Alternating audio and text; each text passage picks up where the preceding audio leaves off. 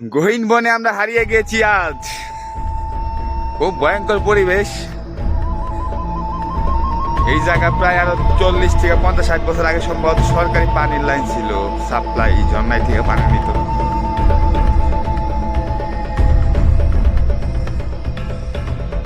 আফ্রিকার জঙ্গলে বসে আমরা।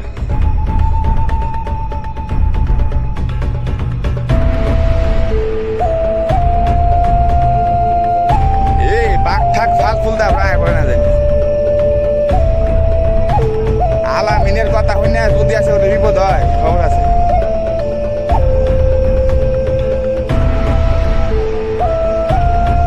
এ না আমরা এদিকে খবর পাই ওই জায়গা নেটওয়ার্ক তো মনে নাই কে।